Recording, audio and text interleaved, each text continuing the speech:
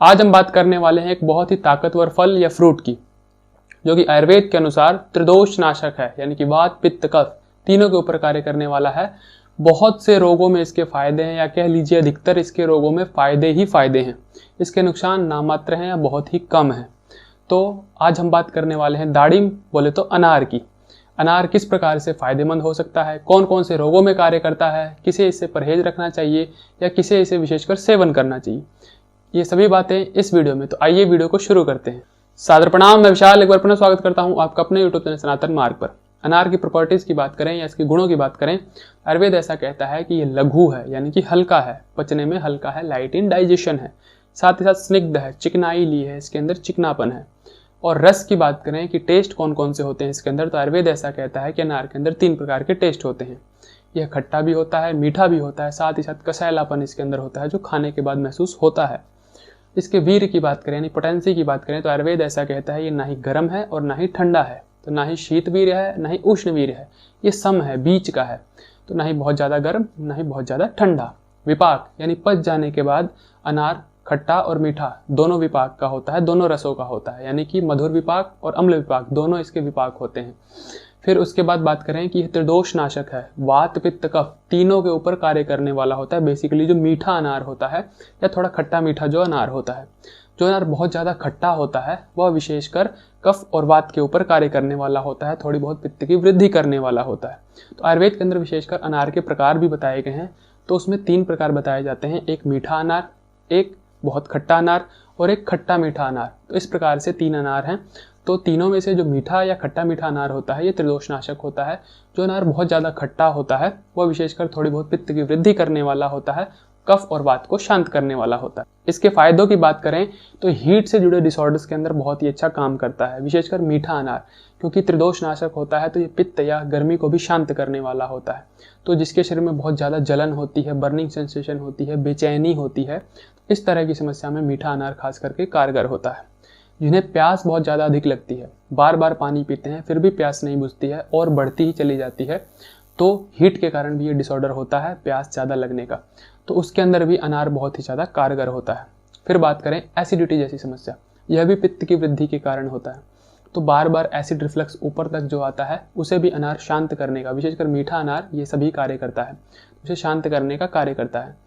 रक्त के अंदर पित्त की वृद्धि हो जाती है तो रक्त का स्त्राव होने लग जाता है शरीर से, तो रक्त पित्त की समस्या के अंदर भी अनार कारगर होता है। या रक्त के शुद्धिकरण में, रक्त की सफाई करने में, खून की सफाई करने में अनार बहुत ही ज़्यादा कारगर माना जाता है। तो उसके अंदर विशेषकर मीठा अनार या खट्टा मीठा अनार भी कारगर रहता है। यह विशेषकर मुख शोधक या माउथ फ्रेशनर माना जाता है। यह कृमि नाशक होता है, या कहें वॉर्म्स या बैक्टीरिया को समाप्त करने वाला होता है। जो आंतों में कीड़े हो जाते हैं, वॉर्म्स जो होते हैं बच्चों के, या कहें कि मीठा मीठा खाने से बड़ों के भी हो जाते हैं, उसे ये खत्म करने वाला होता है। दांतों के अंदर कैविटी को समाप्त करने वाला होता है। यह आपके कंठ को बहुत अच्छे से साफ रखता है, बहुत ही अच्छा शोधक होता है। गले में जो एक्सेस कफ वगैरह होता है, खिचखिच होती है, उसे ये साफ करके रखता है। साथ ही साथ ये आपके आमाशय को भी बहुत अच्छे से साफ रखता है, आपके पेट को, स्टमक को बहुत अच्छे से सफाई करता है उसकी।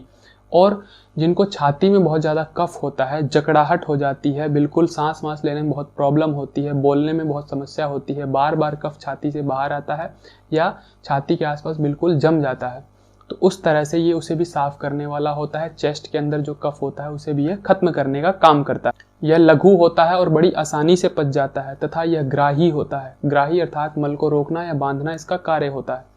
तो यह डायरिया या लूज मोशन जैसी समस्या में बहुत ही अच्छा कार्य करता है। या कहें कि फूड पॉइजनिंग में, जब विषाक्त भोजन खाने की वजह से अंदर विषाक्त तत्व पैदा हो जाते हैं, तो आंतें भोजन को बिना एब्जॉर्ब किए उसे थ्रो या फ्लश करती हैं, तो उस समय बड़े ही मोशंस आते हैं और शरीर में कमजोरी पैदा हो जाती है, तो उसे भी यह रोकने वाला होता है, फूड पॉइजनिंग को ख़त्म करने वाला होता है। यह IBS जैसी इरिटेबल बाउल सिंड्रोम के अंदर भी बहुत अच्छा कार्य करने वाला होता है। या कहें कि आंतों की सूजन के अंदर बहुत अच्छा कार्य करता है। जब अल्सरेटिव कोलाइटिस जैसी समस्या हो जाती है तो आंतों की सूजन को समाप्त करने वाला होता है, उसे भी ठीक करने वाला होता है। अनार का ज्वर या फीवर के अंदर कहें तो बहुत अच्छा कार्य है। यह बुखार के अंदर बड़ा ही यूजफुल होता है। साथ ही साथ यह आपकी बुद्धि की वृद्धि करने वाला होता है, या कहें कि मेधावी बनाने वाला होता है, आपके माइंड को शार्प करने वाला होता है। बुद्धि पर इसका बहुत ही अच्छा कार्य होता है। साथ ही साथ ये हृदय है, यानी कि आपके हृदय के लिए बहुत ही अच्छा माना जाता है। तो विशेषकर जो कार्डियक पेशेंट हैं या हृदय के मरीज हैं, उनको अनार का सेवन विशेष तौर पर करना चाहिए। और यह किडनी के लिए भी बहुत अच्छा माना जाता है तथा मूत्र रोगों के अंदर इसका बहुत ही अच्छा कार्य देखा जाता है। अनार शुक्र की वृद्धि करने वाला माना जाता है, या कहें कि स्पर्म को बढ़ाने वाला, उसकी क्वालिटी और क्वांटिटी दोनों के ऊपर अच्छा कार्य इसका देखा जाता है। तो स्पर्म से जुड़ी समस्याओं के अंदर अनार बहुत ही लाभकर हो सकता है। यह बल्य होता है, आपके शरीर में ताकत प्रदान कराने वाला होता है, शरीर को स्ट्रेंथ देने वाला, बॉडी के नरिशमेंट करने वाला होता है। यह आपकी इम्यूनिटी को बढ़ाने वाला होता है, रोग प्रतिरोधक क्षमता को बढ़ाने वाला होता है, क्योंकि अनार के अंदर बहुत ही प्रचुर मात्रा में विटामिन सी माना जाता है और मॉडर्न साइंस के हिसाब से विटामिन सी हमारी इम्यूनिटी को बूस्ट करने का काम करता है। फिर आगे बात करें तो यह आपकी उम्र को रोकने का काम करता है, जो कि एंटीऑक्सीडेंट कहा जाता है। तो आपकी बढ़ती उम्र के जो दिखने वाले लक्षण होते हैं उसे यह कम से कम करता है या बहुत देर से आने को उनको देता है।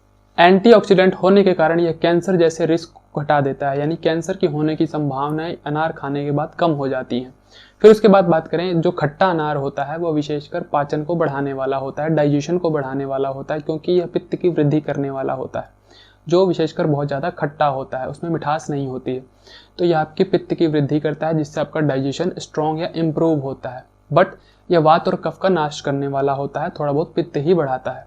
और जिन्हें त्रिदोष यानी वात पित्त कफ तीनों के लिए लेना है तो वो मीठा अनार ले सकते हैं, उनके लिए मीठा अनार बेस्ट होता है। खट्टा अनार विशेषकर अर्थराइटिस या वात कफ के रोगों के अंदर बहुत अच्छा कार्य करने वाला होता है। तो ये सब थे अनार के फायदे। अब देखते हैं कि किसे ये लेना चाहिए। देखिए, विशेषकर यह त्रिदोष नाशक होता है, तो त्रिदोष यानी वात पित्त कफ तीनों से होने वाले रोगों पर या तीनों दोषों पर कार्य करने वाला होता है। तो इसकी बहुत सारी रिस्ट्रिक्शन तो नहीं है कि किसी को नहीं लेना चाहिए, या वात वालों को लेना चाहिए, या पित्त वालों को लेना चाहिए, या कफ वालों को, तीनों ही इसको सेवन कर सकते हैं। तो विशेषकर मीठा जो अनार होता है वो तीनों के लिए बहुत अच्छा होता है। जो खट्टा अनार होता है कफ और वात वालों के लिए बहुत अच्छा होता है, पित्त वालों के लिए उतना अच्छा नहीं होता है। तो इसलिए बस थोड़ा इसकी अनार में जो चेंजिंग है उसके हिसाब से आप चेंज कर सकते हैं इसको। मीठा अनार तीनों ही दोष के लोग सेवन कर सकते हैं, या तीनों दोष से कुपित रोग वाले लोग भी इसका सेवन कर सकते हैं। खट्टा अनार से थोड़ा पित्त वालों को थोड़ा बच के रहना चाहिए, उन्हें मीठा अनार का ही प्रयोग करना चाहिए। यह ग्राही गुण का होता है, मल को रोकने या बांधने वाला होता है। तो यह डायरिया के अंदर बहुत अच्छा कार्य करता है। जब मोशन बिल्कुल लूज होता है, मल बिल्कुल बिखरा हुआ होता है, बंधा नहीं होता है, और जब पहले से मल बंधा होता है या कहीं की कॉन्स्टिपेशन होता है, उस समय बहुत अधिक अनार का सेवन आपको और मल को बांधने या कड़क करने का काम कर सकता है। तो यह आपको और भी ज़्यादा कॉन्स्टिपेशन में बढ़ावा दे सकता है, या कहीं कि बहुत अधिक अनार का सेवन आपको कॉन्स्टिपेशन भी कर सकता है। बट यह बिल्कुल क्लियर नहीं है कि अधिक अनार का सेवन आपको कॉन्स्टिपेशन करेगा ही करेगा। यह आपको सेवन के बाद ही पता चलेगा। यदि आपको लग रहा है कि अनार के निरंतर सेवन से मुझे कॉन्स्टिपेशन हो रहा है तो आपके लिए अच्छा नहीं है, बट किसी किसी को नहीं करता है, तो ये चेक करने के बाद ही आपको पता चल सकता है। तो ये थी अनार के बारे में सभी जानकारियाँ। इसी प्रकार की ज्ञानवर्धक और स्वास्थ्यवर्धक जानकारियों के लिए हमारे साथ जुड़े रहें। चैनल को सब्सक्राइब कर दें, बेल आइकन का बटन दबा दें, ताकि आने वाली नोटिफिकेशन आपके पास समय पर पहुंच जाए। आज के लिए विदा लेते हैं, सादर प्रणाम।